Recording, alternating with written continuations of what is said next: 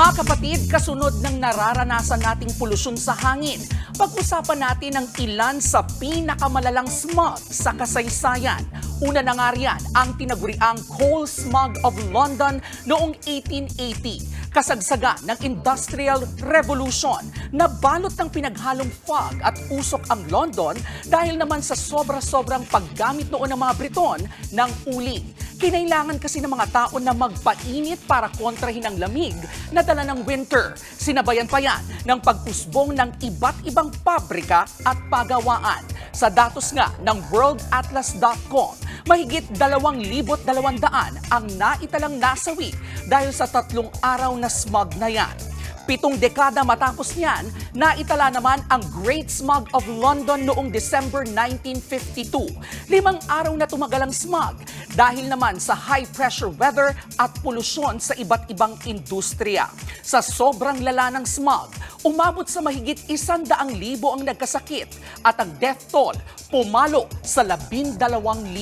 Sa Amerika, taong 1966, 3 araw rin na binalot ng makapal na smog ang New York City bilang pangontra sa nakasusulasok na usok at fog, nagagasmas na nga ang ilang residente roon.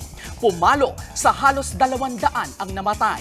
Dito po sa Pilipinas, wala pa namang naitatalang malalang insidente ng smog na nakapatay ng marami. Pero hindi pa rin ligtas ang nilalanghap nating hangin. Noong nakaraang taon nga, pumalo pa rin sa 14.9 micrograms per cubic meter ang nasukat na particulate matter o polusyon sa ating hangin.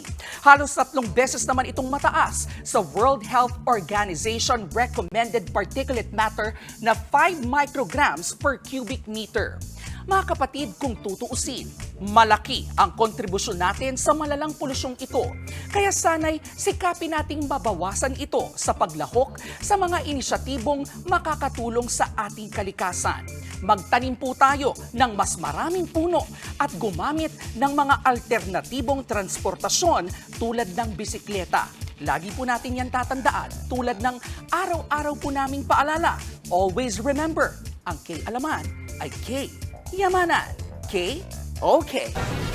Mga kapatid, Cheryl Cosing po, huwag maging huli at maging una sa lahat para sa tuloy-tuloy na balitaan at karagdagang impormasyon sa mga napapanahong issue ng lipunan. Tumutok lamang at mag-subscribe sa social media pages ng News 5.